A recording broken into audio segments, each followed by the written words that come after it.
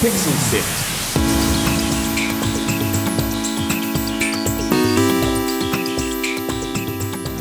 Hello and welcome to Pixel Sift. If this is your first time listening to the show, welcome. On Pixel Sift, we speak to the creative minds of video games and interactive media to find out their stories. What does it actually take to make the experiences you love? This is episode 174, and joining us to share their game is Ian MacLarty, the creator of Mars First Logistics. Thanks for joining me, Ian. Thanks for having me. And we can't wait to find out more about your game, Mars First Logistics, the physics-based game where you build and control your own mechanical creations to deliver cargo on Mars.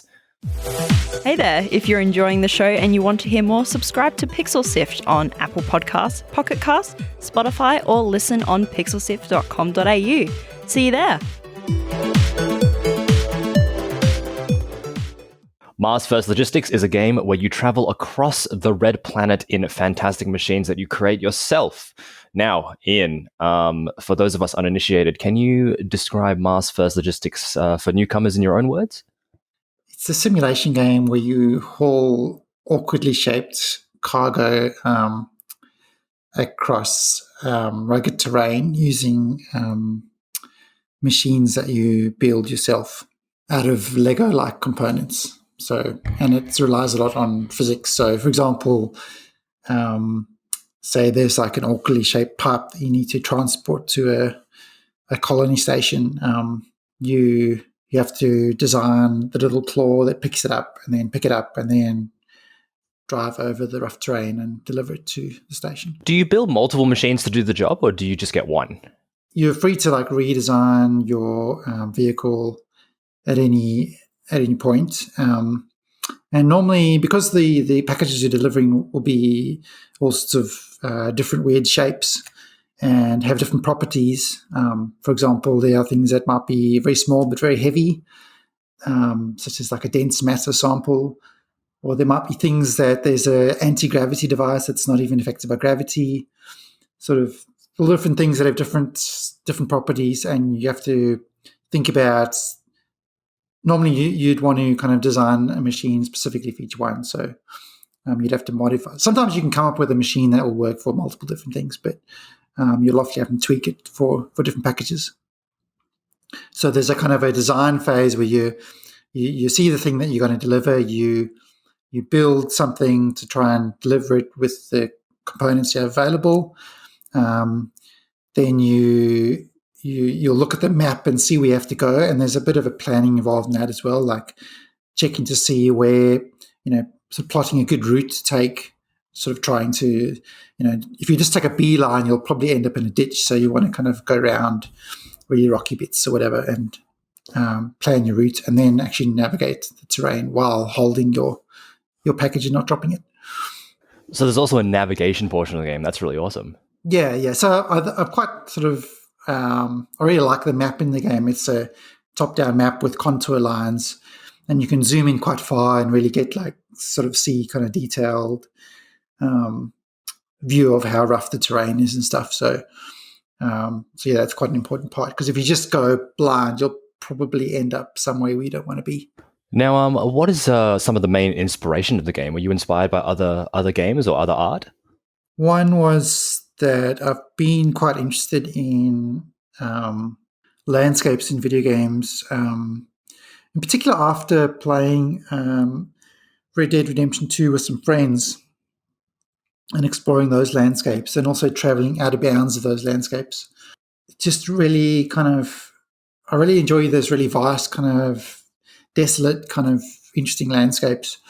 And I started to explore kind of making my own versions of those using generative techniques. So I made a game called Red Desert Render, and I was really happy with the way that landscape tech turned out. So, but I kind of wanted a more interesting way to explore the landscape. I wanted the landscape to kind of be almost like an adversary in the game. Yeah, I thought of this idea of maybe you have to actually transport things over the landscape, which would make it really interesting to navigate and battle the landscape. So that was kind of one influence. Another influence is Lego, specifically kind of old space Lego, but also Technic Lego. There's the sort of components that you have are things like servo motors and little hydraulic cylinders. So it's very mechanical, kind of engineering focused. You're kind of making little machines that actually work and move, and you can have a whole lot of servo motors and have them controlling different bits of the vehicle, and you can actually bind them to different keys on the keyboard, so you can actuate them different times. So you can create quite complicated machines with it. Yeah, I've always been sort of interested in that kind of like mechanical kind of engineering. So,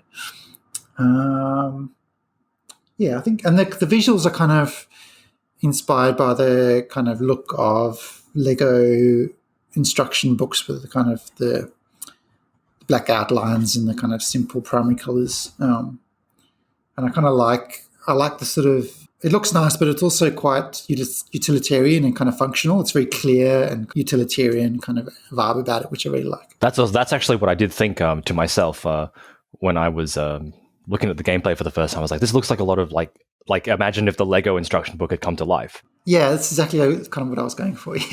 So you said that the landscape and the environment is an adversary. Are there any other more tangible threats that you would normally find in a traditional game, like any actual adversaries? No, there's not any sort of enemies or anything that will attack you. There will probably be like more sort of environmental hazards. I don't want to go into too many detail because I kind of like things I'm thinking of that I'm not necessarily sure I want to commit to. But it could be things like dust storms, things like that. But I have to kind of experiment around with those and kind of see if I can make them work. So they're kind of avenues that I'm exploring. Now, this appears to be a much larger scale game than what you're used to seeing from you. It's a different kind of. I think it probably looks a lot bigger because it's a big open world. It's 3D, all that stuff. I think. I mean, I have sort of deliberately chosen the art style, and it's a lot of the models in the game are mechanical, so they're fairly easy to model. They're kind of just built out of sort of basic primitive shapes. There's not kind of a lot of, say, facial animation or kind of really hard things for me to do. So in that sense, I've tried to choose kind of a look and kind of models in the game that are feasible for me to make. But yeah, it is. I mean, I think I definitely will spend a lot more time working on this one. So I think it is, in that sense, a bigger scale game. But the process of designing puzzles for a puzzle game is a very different kind of process, and it can be really hard. But you don't necessarily, it doesn't sort of translate into a game that feels big, because the puzzle, when you see it, it looks like a really simple, small, elegant puzzle. But even though it took a lot of work to design it, whereas here, sort of everything I add to the game, you can kind of see it, and it kind of makes it feel bigger. So I think even though it is something I'm definitely going to spend more time working on, it's probably the sense of scale is exaggerated because it's open world in 3D as well. Does this project have a lot in common with the Disassembler and Caverns of Solaris? It's much more of a kind of, Catacombs of Solaris is much more like a aesthetic experience. Doesn't really have any goals. It's much more about just kind of experiencing the kind of colors and the visual effects. And Assembler is much more like a set of puzzles. Here's a set of puzzles, and I put a lot of thought into designing all of them. There's like an endless mode and an infinite mode as well on the daily modes. But Mars First Logistics is much more of a sandbox game, right? You are being directed to deliver certain packages to certain stations, but you have a lot of choice about which ones you deliver, and also a lot of creative freedom about how you build your vehicle, and you can pretty much go anywhere in the game. You're sort of more constrained by what sort of things you can build. So obviously, the more you play, the more bigger things you'll be able to build, and the further you'll be able to go in the game. But it's much more of a creative game and sort of open-ended game. And the process for making it is very different because,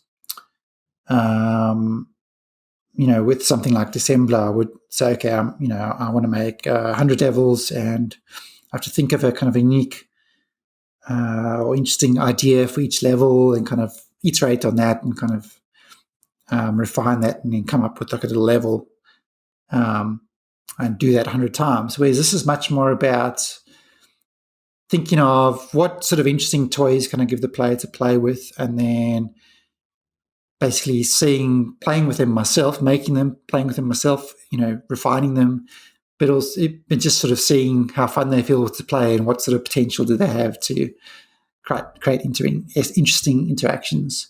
What were you most excited to explore in this project? Like, what new skills have you had to develop from a design perspective?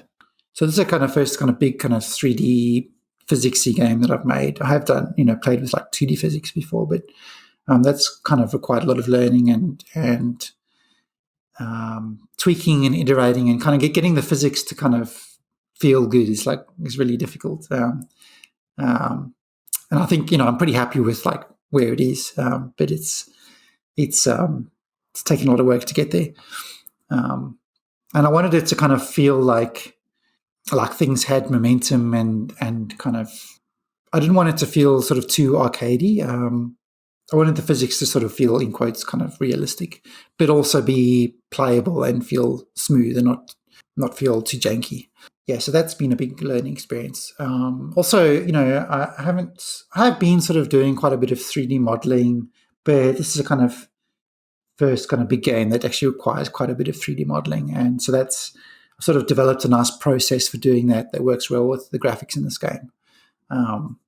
And it's like a fairly streamlined process. I don't really need to make everything's kind of flat colors, and a lot of the sort of shapes and the kind of what makes the graphics pop is the outlines, and that's all just generated from the model. So I don't really need to make any textures. Everything's sort of flat colors.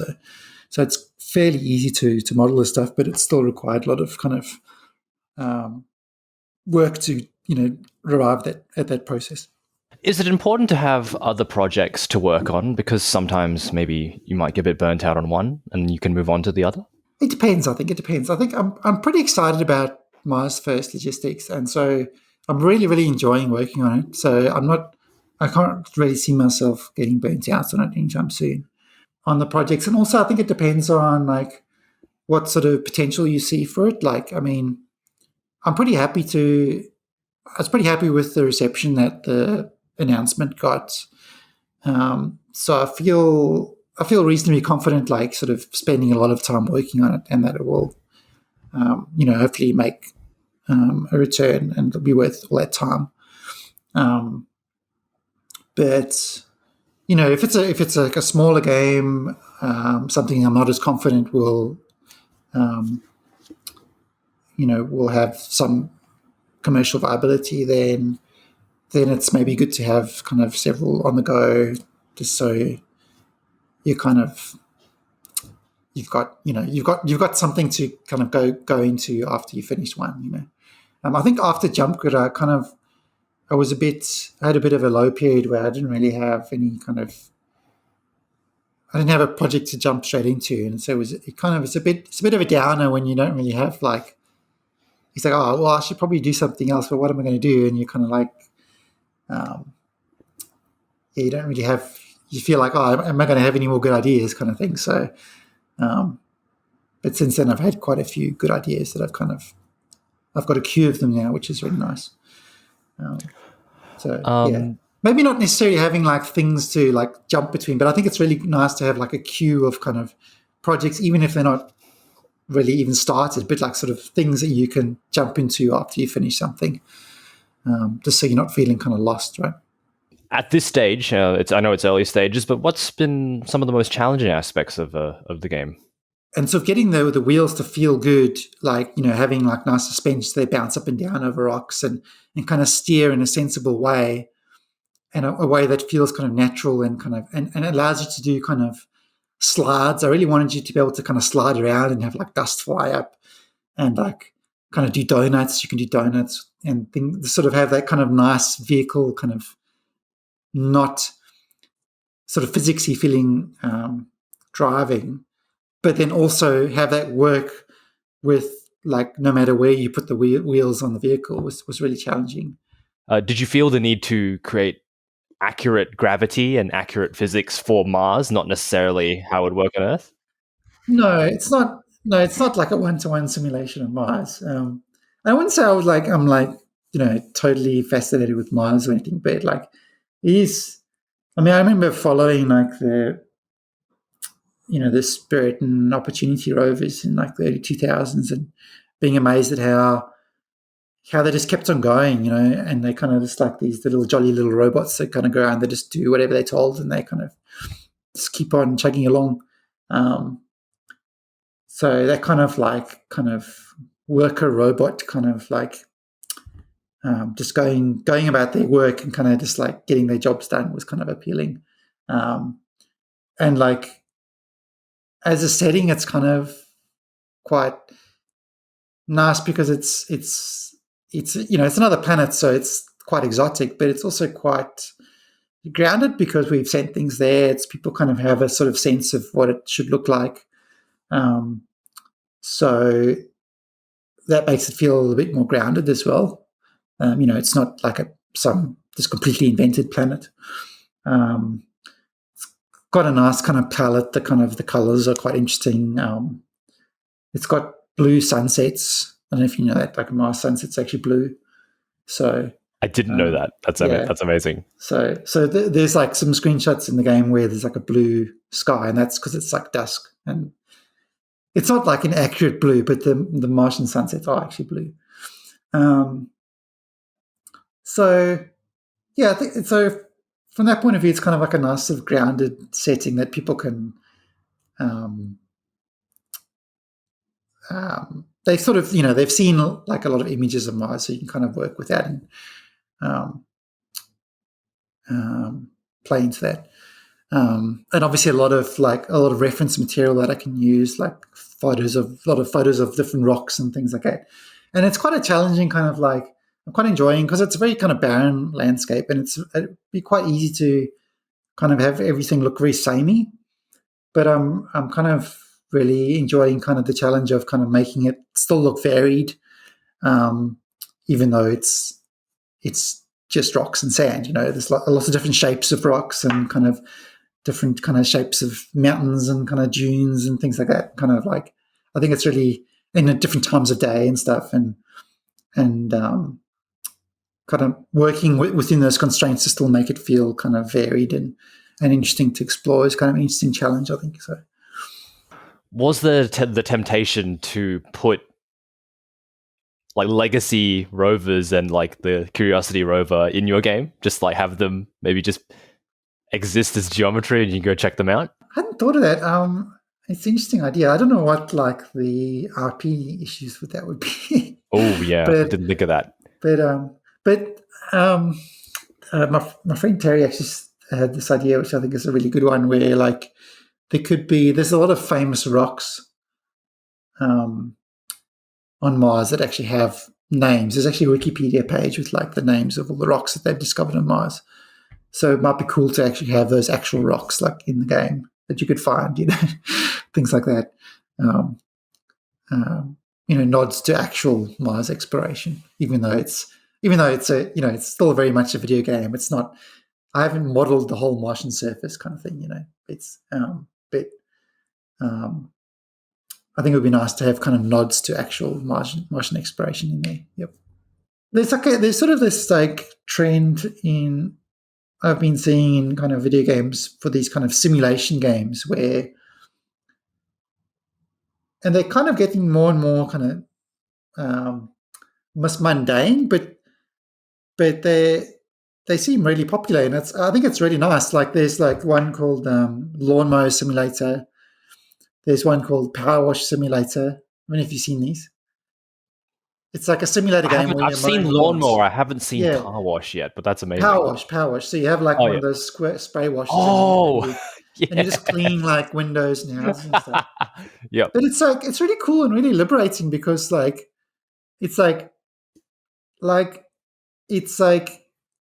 that would be a really fun thing to make, like a kind of a sort of a. I mean, in a sense, I'm kind of making something like that, but like it's sort of like think of a thing that would be fun to make. And then just make, doing that thing. If you think of a kind of like a job game, like a thing that, people might like to do, but they don't want to necessarily take on that career, but they might sort of like, it might be kind of an idle fantasy or something.